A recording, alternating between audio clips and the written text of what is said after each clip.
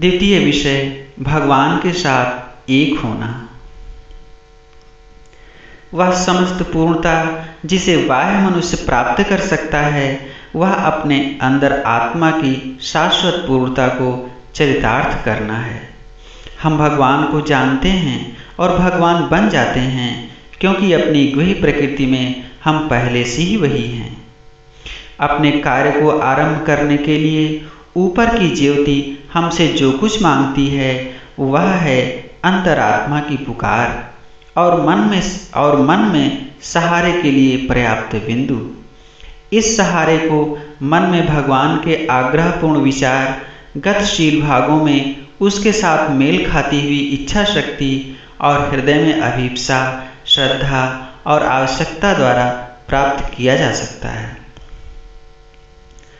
अगर ये सभी एक स्वर मेल में या समान लय में न चल सकें, तो इनमें से कोई एक मार्ग दिखा सकता है या प्रमुख हो सकता है। आरंभ में विचार अपर्याप्त हो सकता है और होना भी चाहिए। अभिप्सा संकीर्ण और अपूर्ण हो सकती है। श्रद्धा धुंधली सी हो सकती है, क्योंकि वह निश्चित रूप से ज्ञान की चट्टान पर आधारित नहीं होती, इसलिए घटती बढ़ती, अनिश्चित और आसानी से कम होने वाली होती है। प्रायः वह बुझ भी सकती है और उसे तूफानी घाटी में मशाल की तरह फिर से कठिनाई के साथ सुलगाना होता है। लेकिन अगर एक बार भीतरी गहराइयों में दृढ़ आत्मसमर्पण हो, यदि अंतरात्मा की पुकार के प्रति जागृति आ जाए, तो यह अपर्याप्त चीज़ें भागवत प्रयोजन के लिए पर्याप्त उपकरण बन सकती हैं। इसलिए बुद्धिमान लोग हमेशा भगवान की ओर के रास्तों को सीमित करने से कतराते रहे हैं। वे उनके प्रवेश के लिए सबसे तंग दरवाजे, सबसे निचली और अंधेरी सुरंग, सबसे निचले दरीचे को भी बंद नहीं करते। कोई भी नाम, रूप, प्रतीक, कोई भी भेंट पर्याप्त मानी जाती है, यदि उसके साथ समर्पण भाव हो, क्योंकि स्वयं भगवान खोज करने वाले के हृदय में होते हैं और उसके नैवेद्य को स्वीकार करते हैं।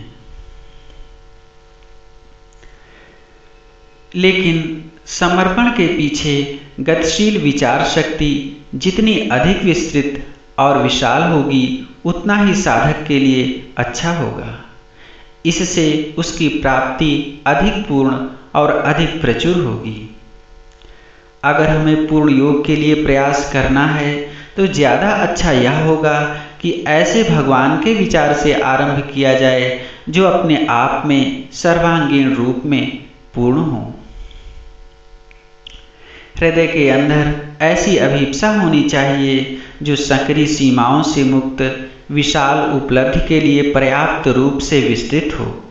हमें केवल संप्रदायवादी धार्मिक दृष्टि से ही नहीं, बल्कि एकांगी दार्शनिक धारणाओं से भी बचना चाहिए, जो अनिर्वचनीय को प्रतिबद्ध करने वाले मानसिक सूत्रों में सीमित कर देना चाहती हैं।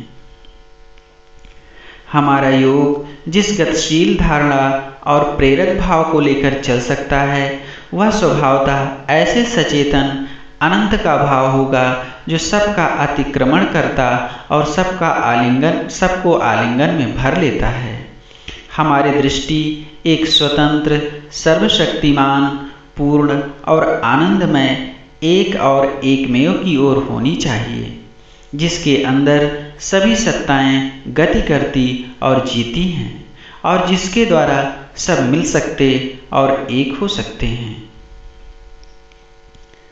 यह शाश्वत अपनी आत्मा अभिव्यक्ति और अंतरात्मा के स्पर्श में एक साथ वैयक्तिक और निर्वैयक्तिक हो सकता है।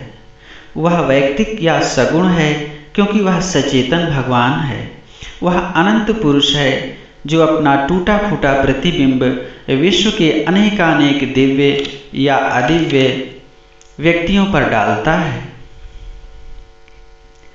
वह निर्वैयक्तिक या निर्गुण है, क्योंकि वह हमें अनंत सच्चिदानंद के रूप में दिखाई देता है, क्योंकि वह समस्त अस्तित्वों और ऊर्जाओं का स्रोत, आधार और घटक है। हमारी सत्ता, मन, प्राण, शरीर, हमारी आत्मा और द्रव्य का भौतिक तत्व है।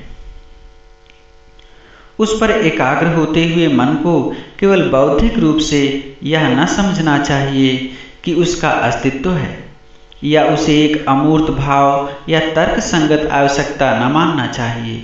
उसे एक दृष्टा विचार बन जाना चाहिए जो उसके साथ यहाँ ऐसे रूप में मिल सके जो सबके अंदर निवास करता है। हम उसे अपने अंदर पा सकें, उसकी शक्तियों की गतिविधि को देख और ग्रहण कर सकें। वही एकमात्र सत्य है, वही मौलिक और वैश्व आनंद है जो सभी वस्तुओं का निर्माण करता और उनका अतिक्रमण करता है। वही एकमात्र अनंत चेतना है जो सभी चेतनाओं की रचना करती है और उनकी सभी गतिविधियों को अनुप्राणित करती है। वह एक असीम सत्ता है जो सभी कर्मों और अनुभवों को सहारा देती है। उसकी इच्छा वस्तुओं के विकास के अभी तक अप्राप्त परंतु अनिवार्य लक्ष्य और प्राचुर्य की ओर पथ प्रदर्शन करती है। हृदय अपने आप को उसके प्रति अर्पित कर सकता है, उसकी ओर परम प्रिया के रूप में जा सकता है और उसके अंदर ऐसे धड़क सकता और गति कर सकता है मानो प्रेम के वैश्व माधुर्य और आनंद के सजीव सागर में हो, क्योंकि उसका गुप्त आवाहन ही आत्मा को उसके सभी अनुभवों में सहारा देता है और भूल करने वाले अहंकार को भी अग्नि परीक्षाओं और संघर्षों में तब तक सहारा देता है जब तक उसके सभी दुख, दर्द और पीड़ाएं बंद न हो जाएं। यह प्रेम और आनंद उसी दिव्य प्रेमी का है जो सभी चीज़ों को उनके अपने अपने रास्ते से अपने सुखद ऐक्य की ओर खींचता है। इच्छा शक्ति अपरिवर्तनशील रूप से उस पर मानो ऐसी अदृश्य शक्ति के रूप में स्थिर हो सकती है जो उसका पथ प्रदर्शन करती और उसे परिपूर्ण कर सकती है, और वही उसके बल का स्रोत है। निर्वैयक्तित्व में यह प्रेरित परिचालित करने वाली शक्ति आत्म प्रकाशित शक्ति है जिसमें सभी परिणाम समाये हुए हैं, और यह शांति के साथ तब तक काम करती रहती है जब तक उसे व्यक्तित्व में सर्व प्रज्ञावान सर्वशक्तिमान योग के स्वामी की उपलब्धि न हो जाए, और उसे उसके लक्ष्य तक ले जाने से कुछ भी नहीं रोक सकता। साधक को अपनी खोज और अपना प्रयास इस श्रद्धा के साथ शुरू करना चाहिए, क्योंकि यहाँ पर उसके सभी प्रयास और सबसे बढ़कर अदृष्ट की ओर उसके समस्त प्रयास में मनोमय पुरुष को श्रद्धा द्वारा ही चलना चाहिए। जब सिद्धि आती है तो भगवान द्वारा परिपूरित श्रद्धा ज्ञान की शाश्वत ज्योति में रूपांतरित हो जाएगी। एक निर्वैयक्तिक उपस्थिति ऊपर से उस व्यक्ति पर छा गई है या उसने उसकी प्रकृति में प्रविष्ट होकर उस पर अधिकार कर लिया है।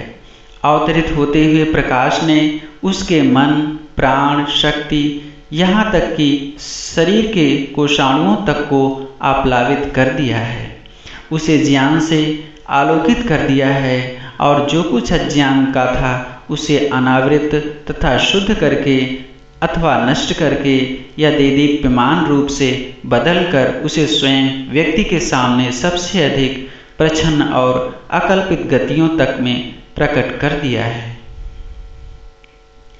उसके अंदर एक शक्ति धाराओं में या समुद्र की तरह उतरी है। उसने उसकी सत्ता और उसके सभी अंगों में क्रिया की है, उन्हें हर जगह विलीन करके नया बनाया है, उन्हें नया रूप दिया है और उन्हें रूपांतरित किया है। एक आनंद ने उस पर धावा बोल दिया है और यह बतला दिया है कि वह दुख और कष्ट को असंभव बना सकता है और स्वयं पीड़ा को दिव्य सुख में बदल सकता है।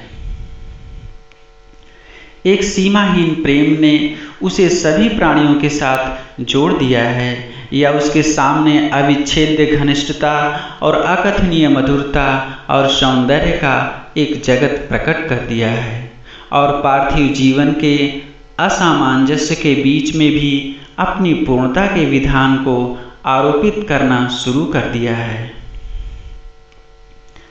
आध्यात्मिक सत्य और यथार्थता ने इस जगत के शुभ और अशुभ को अपूर्णता या मिथ्यात्व का दोषी ठहराया है और परम शुभ और उसके सूक्ष्म सामंजस्य की चाबी दे दी है और उसके कर्म, अनुभूति और ज्ञान के उदात्तीकरण का मार्ग खोल दिया है। लेकिन इन सब चीज़ों के पीछे और इनके अंदर उसने एक ऐसी दिव्यता का अनुभव किया है जो ये सब चीज़ें हैं: प्रकाश को लाने वाला, पथ प्रदर्शक और सर्वज्ञ, शक्ति का स्वामी, आनंद का दाता, मित्र, सहायक, पिता, माता, जगत क्रीड़ा में सखा, उसकी सत्ता का निर्द्वंद स्वामी, उसकी आत्मा की प्रेयसी और उसका प्रेमी। मानव व्यक्ति को जितने भी संबंधों को का पता है वे सब भगवान के साथ आत्मा के संपर्क में हैं, लेकिन वे अतिमानव स्तरों तक उठते और मनुष्य को दिव्य प्रकृति की ओर उठने के लिए बाधित करते हैं।